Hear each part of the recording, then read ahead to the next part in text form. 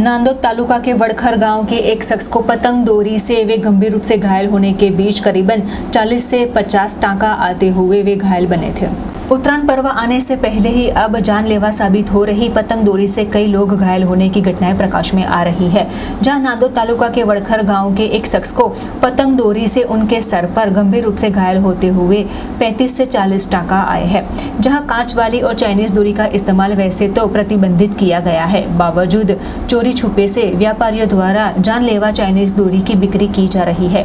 ऐसे में उत्तरायण से पूर्व ही नांदोद तालुका के वड़खर गांव के किसान वैसे अपने खेत से वापस घर की ओर जा रहे थे। योगेश भाई पटेल अपने खेत से घर की ओर जाने के दौरान पतंग डोरी से घायल होते हुए वे गंभीर रूप से घायल होने के बीच उन्हें तत्काल रूप से हॉस्पिटल में भर्ती किया गया।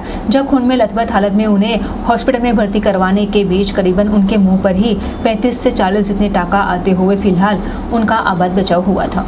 खेतर से घरे जता था बाइक पर पतंग की डोरी आववाथी खासो आखू मोड़ा पर आखो टाँका आवेला छे। आखू फेर आखू दाढ़ीनो भाग आखो जे थई गयेलो छे।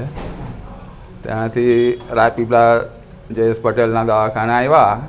जयेश पटेलना सारवारथी हमणां सारुं छे, पण हवे आपणे आगळ उतरायण आवे छे ए संदेशो आपीए छे ते लोकोने सावचेत रहेवुं, हेल्मेट पहेरवुं तो आवो बनाव ना बने।